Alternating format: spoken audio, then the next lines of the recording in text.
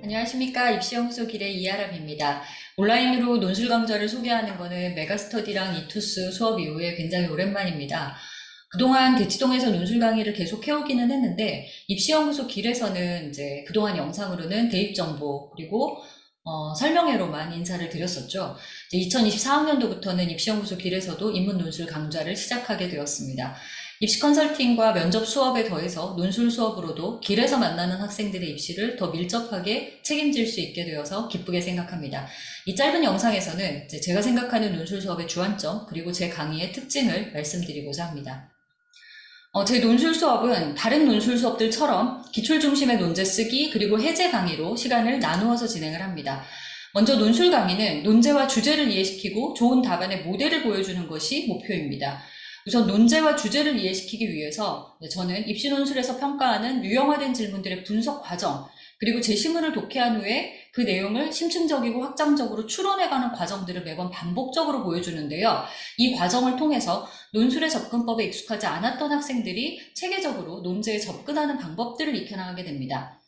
그리고 사고의 논리가 문장으로 배치되는 방법, 그리고 예시 답안이 대학의 평가 요소와 평가 기준에 맞는 이유가 무엇인지를 분석하고 설명해 줌으로써 학생들이 좀 이상적인 답변에 접근할 수 있도록 돕고 이상적인 답안의 이미지를 좀 자기 머릿속에 그릴 수 있도록 도와주는 것이 제 강의의 목표입니다. 쓰기 시간은 제가 가장 중요하게 생각하는 시간인데요. 이 시간에 학생들은 논제에 대한 답안을 작성을 하고 저는 학생들을 개별로 불러내서 관리를 진행합니다.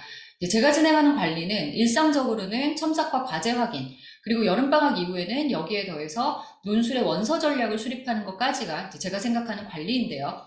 우선 첨삭은 제가 인문 논술에서 가장 중요하게 생각하는 요소라서 첨삭 강사를 별도로 두지 않고 직접 진행하고 있습니다. 강사의 직접 첨삭이 필요한 이유는 몇 가지가 있다고 생각하는데요. 먼저 강의와 첨삭의 분리가 학생들이 논술을 배우는데 그다지 효율적인 방법이라고 생각하지 않습니다.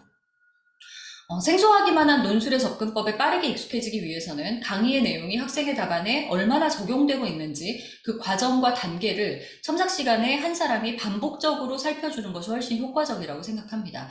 두 번째로 학생의 답안에 올바른 평가를 내리기 위해서라도 강사의 첨삭이 필요하다고 생각하는데요. 가령 학생들은 해제 강의의 일반적인 방향에 부합하지는 않지만 긍정적인 평가를 받을 수 있는 그런 답변을 작성할 때가 있습니다. 이때 일반적인 첨삭 강사들이 이런 답안을 오류로 취급하는 경우가 많은데 이런 답안들의 정확한 평가를 내려줘야지만 논술 실력이 성장해 나갈 수 있습니다. 저는 입시 논술을 오래 경험했던 강사들만이 그런 답변들이 가지고 있는 긍정성들을 성장시켜 줄 수 있다고 생각합니다. 세 번째로는 다들 짐작하시는 것처럼 강사가 첨삭을 진행할 때에만 학생들의 수업 이해 정도 그리고 쓰기 수준을 종합적으로 판단해서 거기에 맞는 개별 과제를 부여하고 확인해 줄 수 있습니다.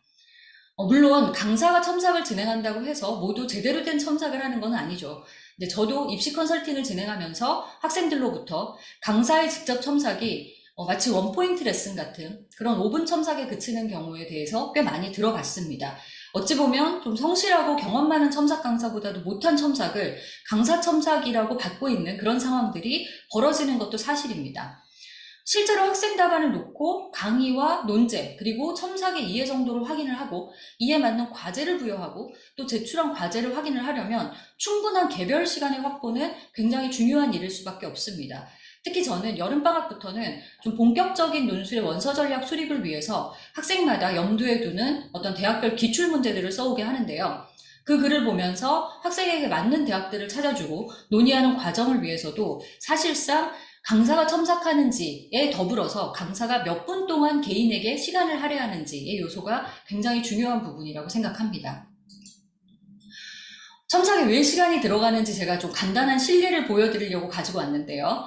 이 친구는 3개월 동안 수업을 들었던 학생이고 1학기 중간고사 휴강 기간에 시험이 좀 일찍 끝나서 이메일로 저한테 과제를 제시를 하고 제가 이제 서면 첨삭을 우선적으로 보내줬던 그 내용을 이제 가지고 왔습니다. 우선 이 학생은 뭐 이제 찬찬히 읽어보시면 알겠지만 논제 분석이나 논제의 구성에 따른, 그러니까 논제에 따른 글의 구성에서 좀 오류가 있었고 문장 사이의 논리적인 과정에서도 좀 부정확한 부분들이 많이 보입니다. 그래서 그 지점들을 짚어주고 어떤 이유로 글을 이렇게 작성했는지 들으면서 오류의 발생 지점을 찾고 그것을 수정해 나가는 것이 이제 첨삭의 과정이라고 생각하시면 됩니다. 그래서 첨삭 후에는 오류가 발생한 부분들을 어떻게 수정해서 다시 글로 쓸 것인지를 확인을 하고, 그리고 오류를 수정하기 위한 과제를 제시하게 되는데요. 이 학생의 경우에는 가장 큰 틀에서 오류가 발생한 부분이 논제 분석에 대한 개요 작성을 제대로 못한 거에서부터 출발을 했기 때문에 이제 본인의 개요를 다시 한번 작성을 해보고, 그리고 예시 답안으로 제시된 그 답안의 개요를 작성해서 비교해 봄으로써 자신의 오류를 수정하도록 하고, 또 예시 답안을 베껴 쓰기를 과제로 제시를 해서 문장 간의 논리성을 강화하는 이런 것들을 이제 과제로 제시를 했습니다. 이렇게 과제로 제시한 내용들을 이제 학생들이 다시 쓰면 다음 쓰기 시간에 첨삭을 통해서 완전하게 이해됐는지를 확인을 하고, 또 여전히 부정확한 부분이 있다면 또 그 부분을 수정하는 과제를 다시 내고 또 첨삭하는 그런 반복의 과정이 거쳐진다고 생각하시면 되겠습니다. 따라서 제가 몇 년 전부터 계속 고집하고 있는 수업 형태는 소수반입니다. 학생당 20분 정도의 개별 관리 시간이 확보되어야 된다고 저는 생각하는데요. 그걸 위해서 입시연구소 길에서도 제 수업은 제가 쓰기 시간에 관리를 할 수 있는 인원 6명 정원으로 진행을 하려고 합니다. 그리고 제 수업은 3시간 수업을 기준으로 대략 100분에서 120분 정도의 쓰기 시간, 그리고 60분에서 80분 정도의 강의 시간으로 구성이 됩니다. 초반에 논술의 기초를 배우는 이제 겨울방학 스텝 1단계에서는 쓰기만큼 강의도 사실 중요합니다. 그래서 쓰기에는 100분, 강의에 80분 정도를 할애하게 되고요.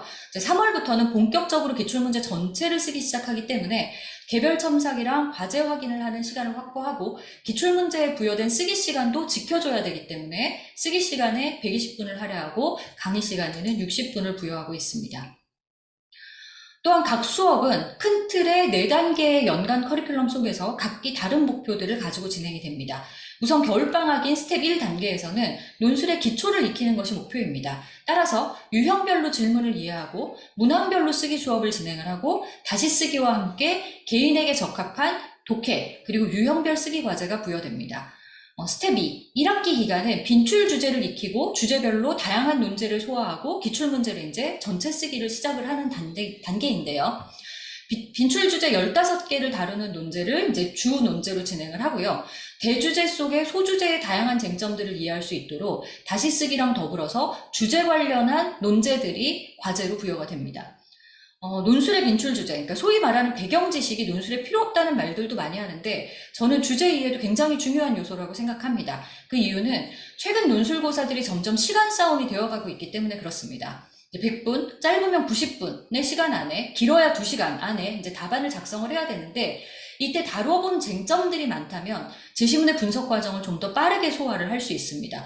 물론 입시 논술이 배경 지식으로 글 쓰는 그런 시험은 아니기 때문에 어디까지나 제시문의 독해와 분석력이 기본이 되어야 되는 것은 당연하지만, 주제에 대한 이해를 갖출수록 제시문을 독해하고 쟁점을 이해하는 시간을 줄일 수 있다는 것 또한 사실입니다. 여름방학인 스텝 3단계에서는 다양한 대학의 기출문제들을 작성하면서 합격 가능한 수준의 답안을 만드는 게 목표입니다. 본인이 염두에 둔 대학의 기출문제들을 개별적으로 써오고, 그걸 첨삭하는 과정에서 본인에게 유리한 대학을 선정하는, 그러니까 논술에서 논술 강사가 반드시 해줘야 되는 그런 원서 전략을 수립하는 것도 이 시기입니다. 이 시기에는 다시 쓰기랑 대학의 평가 기준에 맞는 글쓰기들을 계속 반복해서 쓰는 것이 주된 과제라고 생각하시면 됩니다. 마지막 단계는 대학별로 진행되는 파이널 수업입니다. 연대나 홍대처럼 수능 전에 고사를 치르는 대학은 9월에서 10월, 그리고 수능 후에 고사를 치르는 대학들은 수능 다음 날부터 대학별로 매일 수업이 진행된다고 생각하시면 됩니다. 이제 이렇게 한 해의 텀이 끝나면 학생들은 고사를 치르고 합격을 기다리게 되는 거죠. 마지막으로 제 소개입니다. 수시에서 원하는 대학의 학종이나 교과를 쓸 수 없는 학생, 그리고 정시를 주력으로 준비하는 학생들에게 저는 여전히 논술이 중요한 대안이 될 수 있는 전형이라고 생각합니다. 오랫동안 논술뿐 아니라 입시 컨설턴트로 많은 학생들을 만나왔던 그런 경험으로 2024학년도에 제가 만날 아이들에게도 최선의 길을 제공하고자 합니다. 감사합니다.